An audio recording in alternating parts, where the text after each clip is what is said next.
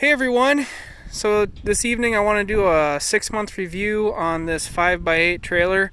This is what brand is this? This is like the brand you get at Tractor Supply or Northern Tool. They're all the same. It's a carry-on brand trailer, and I've had it for roughly 6 months, and I thought I would do my little update on it. So first of all, I've put quite a few miles on here. I've driven 80 miles an hour with it for extended times. You can tell it's a little muddy. It's definitely a little beat up. Could maybe use a little paint, but this trailer has given me no headaches yet, and I really like it. I added the tongue jack, which I really like on all my trailers because it's just too hard when they're loaded like with stuff like this. You just want to unhook it. It's really hard and backbreaking if you don't have something like that, and it's like a $20 item. I have a spare tire for it, but with the tongue jack on there, they make another carrier that kind of comes up to the side, and that's interesting to me, but not really the way I want to do it. I'm actually going to drill 2 holes and mount it on the side, but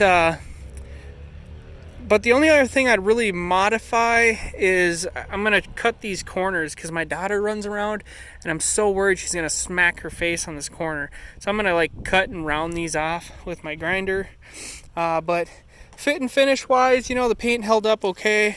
I've been down a few back roads, and as you can see, it's pretty banged up. But the old tow van here, it doesn't have mud flaps, and it has... These are brand new. We put them on there when we bought this thing a few months ago. Michelin, these are like truck tires. They're super big grips, so it just throws rocks and everything back at this trailer. So I think if a person had mud flaps, that would really help. I've yet to break any lights on this trailer, so that's a plus. My last one, I'd break a set about twice a year.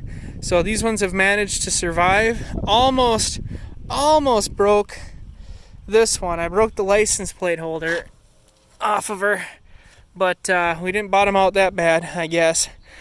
The gate works really well. It rattles around. I think that more than likely these little gate pieces will be maybe the first things to wear out or break. But the gate is greasable, which is really nice. And I've held quite a bit of weight on here, and like I said, I've towed it 80 miles an hour for extended times and on bumpy roads and everything else. But my main reason that I got this trailer was you can pick these up. I think it was $750 or $650 at I should have looked and seen what kind of thing that was. I don't know if that's a motorcycle or what. Anyways, you can get these at Tractor Supply for like $650 or $750. And I went to Northern Tool and they price matched it. The Tractor Supply one has an 1 7/8" ball. This one has a 2-inch, so it's actually kind of an upgrade. And they price matched it, so that was really nice. But I really like how it has just a standard bolt pattern. People will tell you, oh, you should only go like 55 miles an hour with these tires. Well, everybody and their best friend is going 70 to 80 miles an hour with them, so they hold up just fine. When you drive for a couple hours, just check the bearings on it and see if if they're getting warm.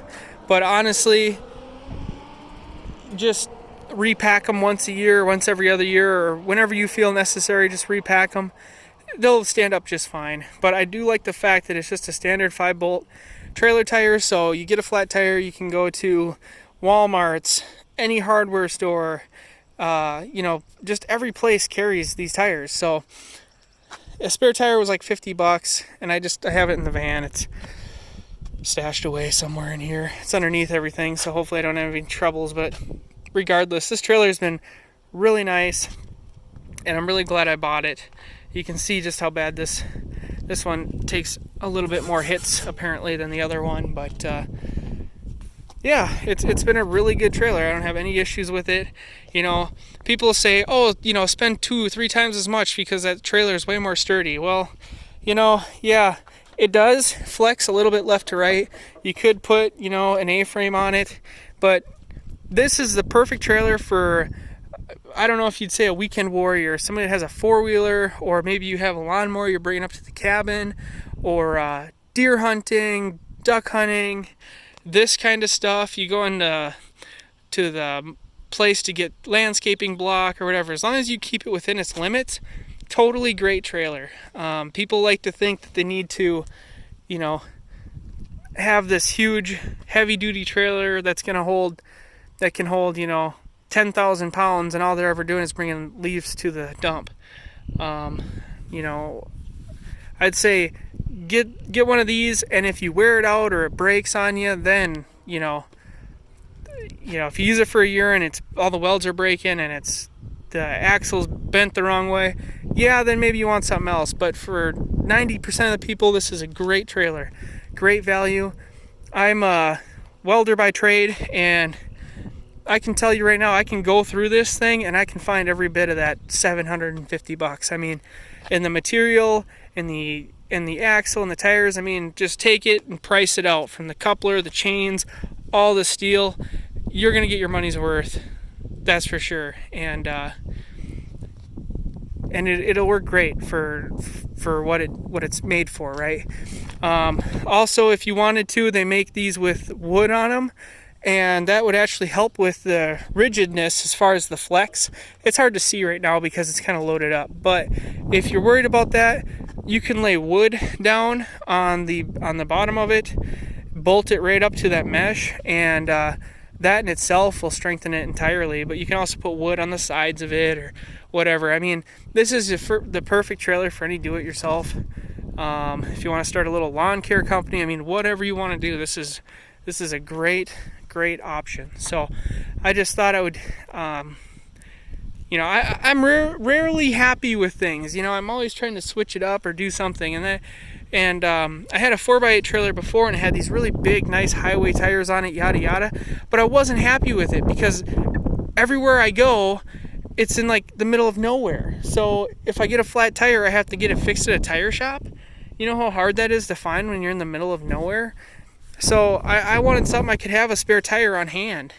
And a 5x8 is just the size you gotta have. A 4x8 works great until you go and get any sort of building material or anything, you know, like these pallets. This is a 4-foot wide pallet. You know, it'd be overhanging the trailer, and there's just no good way to do it. So you should get a 5x8 in size. That'll hold any 42-inch lawnmower or blah blah blah. And yeah, you know, I wouldn't be too scared to drive 70 miles an hour with this thing, but I would probably check the bearings. And if you're really worried about it, like loading it up and going 3-4 states, just go in and get a spare hub assembly and bring a couple tools for that if you really wanted to. But I like to fly by the seat of my pants. That's half the fun, right? So anyways, guys, this is my little take on this trailer. It's worked perfectly for me, and you guys can see I've used it a lot. I mean, I've probably put a couple thousand miles on it maybe, and it's worked really well. Obviously the paint's dinged up, but rattle can it or just don't care about it, and it'll still probably last me 5 or 10 years, which is more than enough for what I need it for. So anyways, thanks for watching, guys. Talk to you later.